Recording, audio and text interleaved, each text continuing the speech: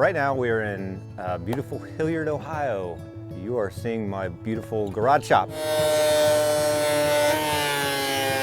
The reason I even got into woodworking was back when I was in high school. I went to Thomas Worthington High School. Took 4 years of wood shop, and that's where I fell in love with it. I started picking up different tools, and I've been building for years. It's been my way to kind of get out of the world and get my release.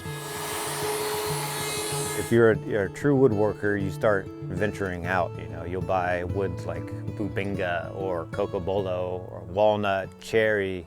At this point, I could tell you what the wood is just by smelling it after it's cut.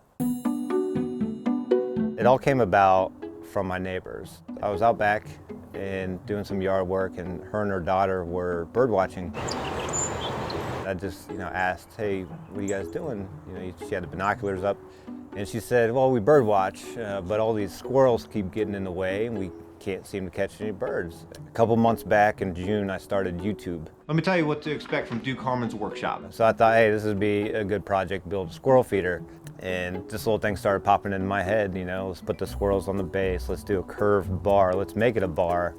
And I built this round silos, and then the beer signs came into play, where I wanted to make it a little cute and name it beer names. And with all the craft beers and the fun stuff with craft breweries now, I thought it'd be a fun thing to translate that into the squirrel nuts. And then after it was all done, I had to name it, and I ended up naming it the Nutty Bar. I got it all built and got my YouTube video made, and actually caught a squirrel on camera eating the nuts, which was hilarious. I posted it, put my phone down, and I started working, and then all of a sudden the phone sounded like a winning slot machine. And I was confused at the time, because when I posted before, you get a couple likes and it kind of fades out. Well, I checked it, and 20 likes, 50 likes, 1,000 likes, 1,000 comments. I'm like, what is happening right now? I'm going viral, and then I got a message from Reddit. Hey, you made the front page of Reddit. I was so amazed at that point that this was really happening. My YouTube channel is blowing up. People love the Nutty Bar. And of course, here come the requests. Can we buy this? Can we get this? Where do we want to, have this for a Christmas present? I'm like, man, I don't know what to do at this point. So what I'm going to be cutting out right now is part of the silos. They are stacked layers of different cutouts. So what I did was I actually quickly redesigned the Nutty Bar to be a little easier for assembly and slightly smaller for shipping reasons. And I put it up on Etsy. And now I have about 180 orders to fill for my Nutty Bar.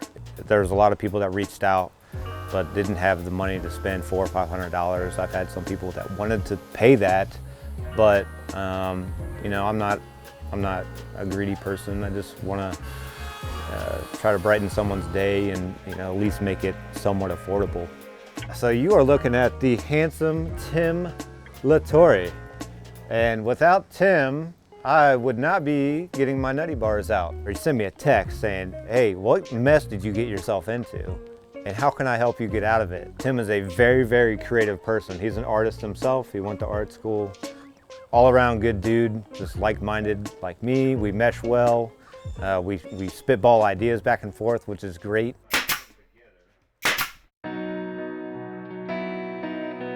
Duke was my grandfather. He was in the fire department here in Columbus for his entire career after being in the Navy. He was a very, very good person. About 4 years ago, he passed and left me his tools, which is probably about a third of what you see here. Oh my gosh. If my grandfather knew what I was doing right now, he'd be laughing, and he would think that this is the greatest thing he's ever seen. He'd be super proud of me. And I really wish that he was still here for me to share this with him. He would absolutely love it. The Nutty Bar has put a lot of smiles on people's faces, and with the way that the world is right now, with the coronavirus and people out of work, it has given people smiles. Out of all this, the fame, the money, the sales, that's all great, but the fact that I was able to put some smiles on people's faces, that's the best part of all this. I thought I was doing a favor for my neighbor, trying to help the squirrels come over, and I ended up helping the world put a smile on its face. And it just goes to show that a very small act of kindness can create such a monumental change in the world. And being nice is a choice, and I hope people make the right choice.